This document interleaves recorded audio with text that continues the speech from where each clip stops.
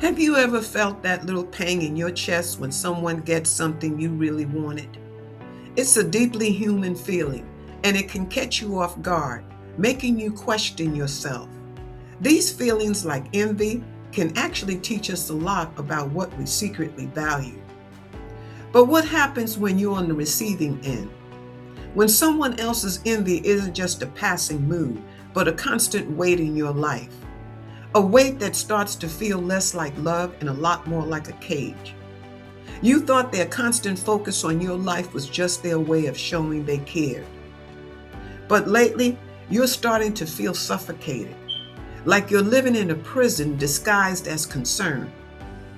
You catch yourself shrinking, downplaying your wins, and constantly trying to manage their feelings about your life. If you've ever felt like you're trapped by someone else's jealousy, or maybe you aren't even sure if the person is jealous of you, this video is for you. We're going to break down how a person's envy and need for control can create chaos, wreck your peace, and most importantly, what you can do to find the key and set yourself free. Let's start with Portal 1, understanding the difference between envy versus jealousy. Before we get into the signs, it's really important to know what we're dealing with. People throw around the words envy and jealousy like they're the same thing, but they are two very different emotional experiences. Envy is a two-person situation. I want what you have. It could be your new job, your confidence, your relationships, anything. It's a feeling of longing that comes from comparing, and it often feels like a weird mix of admiration and resentment. Jealousy, on the other hand, is a three-person situation. I'm afraid of losing the person I have to someone else. It's all about the fear of being replaced or losing a relationship to a rival. This fear is what leads to suspicion, possessiveness, and insecurity. While they're different, these two emotions can definitely team up to create a toxic cocktail of behavior. Someone might envy your promotion and at the same time be jealous of the attention it brings you, fearing it'll pull you away from them. This powerful combination is where the bars of the prison start to form. It's all driven by their insecurities, but you're the one who ends up doing the time. Portal 2. The 7 signs their envy is your prison. So how can you tell if you're stuck in this invisible cage? It starts with learning to spot the bars as they go up. These are the signs that their envy and jealousy are building your prison. Sign number 1, the backhand compliment. Has anyone ever given you a compliment that somehow felt like an insult? This is the oldest trick in the envious person's book.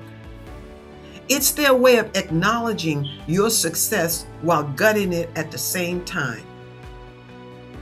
They'll say things like, "Congrats on the promotion. I guess they're lowering their standards. That's great." Or, "That dress looks amazing on you. I wish I were brave enough to wear something that loud."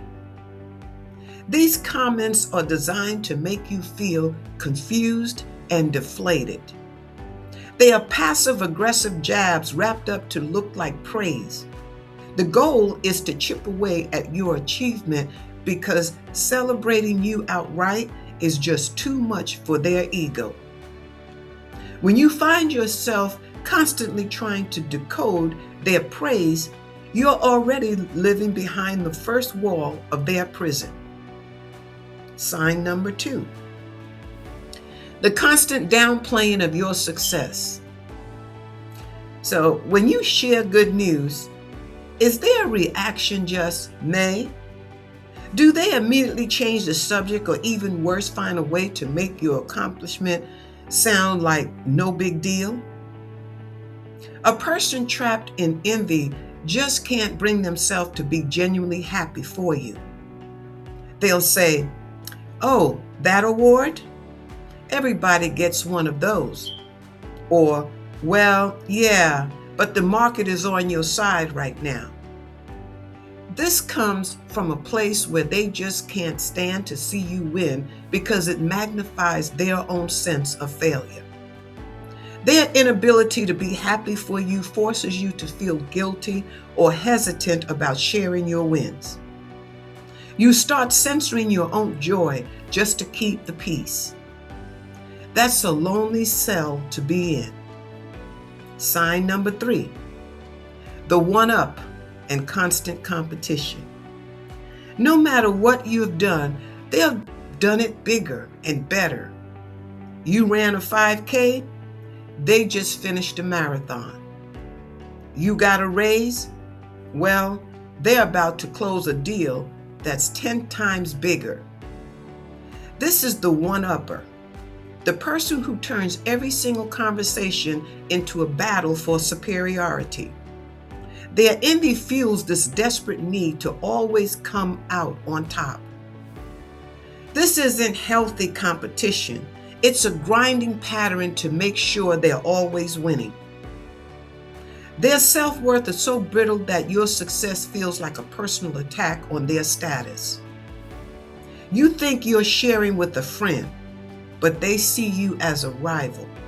It's exhausting.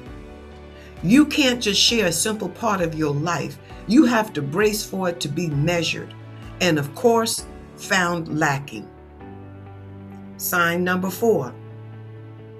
They become a drama magnet. Envious people often create chaos to keep themselves at the center of your world. When their envy is running high, they might start arguments over nothing, invent conflicts, or even have huge emotional outbursts that come out of nowhere. This drama isn't random. It serves a purpose. It yanks the focus back to them and their feelings, and it shatters your peace. They might even spread gossip to turn people against you or tarnish your reputation. This is the way to isolate you and control the story. If they can't have your success, they can at least try to control your social world. You end up constantly putting out fires, managing their meltdowns, and defending yourself from things you never even did. Your energy is drained, not by your life, but by the chaos they create.